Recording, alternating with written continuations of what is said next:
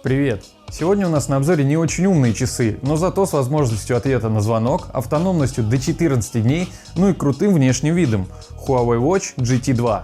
Попользовавшись ими примерно 2 недели, у меня в голове сложилось о них кое-какое представление, о котором я вам сейчас и расскажу. Так что присаживайтесь поудобнее, мы начинаем. Watch GT2 представлен в двух версиях – 46 и 42 мм. На мою не самую толстую руку скорее подошла бы версия поменьше, но ее не было в наличии, и пришлось взять на 46 мм. Корпус часов выполнен из металла с пластиком на внутренней части. Безель не возвышается над экраном, что было бы практичнее, а идет вровень с ним. С одной стороны, это повышает риск поставить царапину, с другой, в плане управления, так удобнее. Дизайн GT2 мне нравится, такой классический и современный одновременно. Первый плюс часов – это экран. Он выполнен по технологии AMOLED размером 1,39 дюйма с разрешением 454 на 454 точки и плотностью 326 ppi. Фу, с цифрами все. Картинка выглядит ярко, сочно, дисплей очень приятный. Так как это AMOLED, тут есть Always On Display, который кроме времени ничего не показывает. Можно настроить цифровое или аналоговое отображение, но иконки пропущенных сообщений или звонков на нем не видно. К тому же при его использовании часы садятся в 2 раза быстрее. Так что, как по мне, в топку. Еще есть датчик освещенности, но при его использовании экран все время тусклее, чем хотелось бы. Так что я вручную поставил яркость на 3 деления и так все время и хожу. В моем случае ремешок силиконовый и к нему претензий нет. Кожа прилегает приятно, достаточно упругий, ну и конечно можно заменить на любой другой ремешок шириной 22 мм, если этот вам по какой-то причине не подойдет. Я сказал в моем случае, потому что у меня версия Sport. Есть еще версия Classic с кожаным ремешком и Elegant с металлическим. Huawei Watch GT2 это не смарт-часы, скорее фитнес, так как в них нет возможности установки сторонних приложений, и можно пользоваться только тем, что уже предустановили в Huawei. Сердцем часов выступает процессор Kirin A1, он очень экономичный, и возможно поэтому анимацию назвать плавной я не могу. Любое перелистывание сопровождается небольшим слайд-шоу. Конечно, не таким тормозным, как в Amazfit GTS, но на том же Honor Band 5 перелистывание намного плавнее. С главного экрана, листая вправо или влево, показываются всегда одни и те же виджеты, порядок которых сменить нельзя. Показания пульса, стресса, погода, управление музыкой и показания активности за день. Также на боковой грани расположены 2 кнопки. Верхняя вызывает доп. Меню с основными функциями, на нижнюю можно повесить любое действие из этого меню. В фитнес-браслете Honor Band 5 мне не очень нравилась работа с уведомлениями, так как в стандартном функционале даже не показывалось приложение, от которого это уведомление пришло. И что вы думаете? В Watch GT2 на большинстве приложений отображается стандартная синяя иконка уведомления, и только на WhatsApp показывается родная иконка. Посмотреть прикрепленные картинки, прослушать аудиосообщения, конечно, тоже нельзя. Как и изменить размер шрифта уведомлений.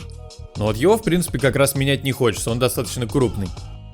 Зато, приглядевшись, можно обнаружить на корпусе часов прорези для динамика и микрофона. И это значит, что с часов можно как отвечать на входящие вызовы, так и набирать самостоятельно. Правда, чтобы набрать кому-то, нужно предварительно в фирменном приложении здоровья добавить нужные вам контакты в избранные. Автоматически они никак не синхронизируются с телефоном. И на удивление качество звонка неплохое, но только в тихом помещении. Watch GT2 поддерживает сменные циферблаты, и сменить их можно только с самих часов. Всего предустановлено на текущий момент 14 штук и все. На одном форуме я нашел способ, как можно устанавливать кастомные циферблаты, но такие танцы с бубном совершать только ради этого мне не захотелось. К тому же среди стандартных есть парочку неплохих. Но на всякий случай для самых любознательных ссылку оставлю в описании. GT2 это фитнес-часы, и поэтому сюда поставили много разных датчиков: акселерометр, гироскоп, пульсометр, ну и конечно же GPS.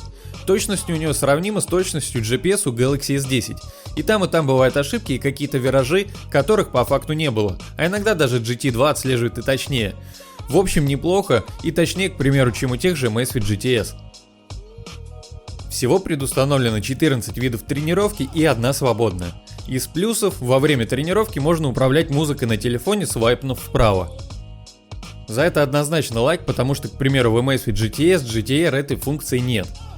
А из минусов, если вам пришло какое-нибудь уведомление, часы его во время тренировки не покажут. Оповещение идет только на звонки, что немного странно. Еще как особенность, во время тренировки с тобой разговаривает мужской голос на английском языке.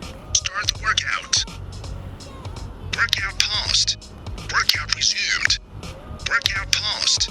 Breakout resumed. А еще, так как в часах встроенная память 4 гигабайта, туда можно загрузить свою музыку, в настройках Bluetooth подключить к часам наушники и идти бегать полностью без телефона. В этом плане GT2 хороши. А вот нагрудный датчик пульса подключить уже нельзя, но встроенно работает неплохо. Правда, до того момента, пока рука во время тренировки не начнет потеть. Но, к сожалению, полностью отказаться от телефона с GT2 нельзя, потому что NFC тут все-таки не поставили и бесконтактной оплаты нет.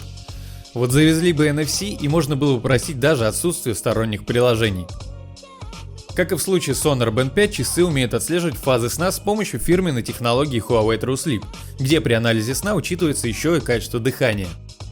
Но, честно говоря, размер часов, по крайней мере версии на 46 мм, ставит под сомнение возможность в них спать, так как это банально неудобно. Ну или просто к этому нужно привыкнуть, но у меня пока не получилось. Из плюсов часы отслеживают еще и дневной сон, правда могут его найти даже если днем просто положить их на полку.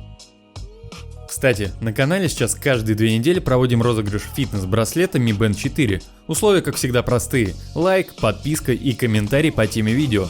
15 и 30 числа каждого месяца в прямом эфире определяем победителя. А еще разыгрываем 2 пары наушников, все условия в описании. Ну а мы продолжаем. Самый жирный плюс Huawei Watch GT2 — это автономность. Процессор Kirin 1 не очень производительный, зато очень экономичный. Со всеми уведомлениями, включенным пульсом, но отключенным Always On Display часы садятся за день примерно на 8-10%. 2 недели, конечно, вряд ли получится из них выжить, но это уже, конечно, зависит от количества уведомлений, но дней 10 железно, что для такого экрана отличный показатель. С включенным Always On Display уже ситуация грустнее. Примерно 15% в день, что выливается в 5-6 дней работы, так что его лучше отключить. Тренировка с включенным GPS за 1 час ест примерно 4-5% заряда. Путем нехитрых подсчетов получаем 20-25 часов в режиме трекинга. Ну и, наверное, самый спорный момент этих часов – это их цена. На Алиэкспрессе ценник на Watch GT2 стартует от $240, что немало. Примерно за эти же деньги можно взять TicWatch Pro. Там будет уже полноценное Wear OS, приложение можно ставить, на сообщения отвечать. Но TicWatch на самом деле тоже лучше не берите, если вам жалко ваши нервы. Где-то здесь будет подсказка, у меня есть на них видео, можете посмотреть, почему я так про них думаю. Касаемо Watch GT2, переоценены, дороговато. Мне кажется, их цена, вот как Amazfit GTS, то есть там $150-170 было бы нормально, с учетом того, что можно отвечать на звонки. Так что если на какой-нибудь распродаже их увидите, брать можно. Ну а сейчас дороговато, за эти деньги я бы не брал. Ну, надеюсь, посыл вы поняли. Если видео было полезным, поставь лайк и подпишись на канал. Ну и пиши в комментарии, что ты думаешь про Watch GT2. А на сегодня все. До встречи в следующих видео. Пока.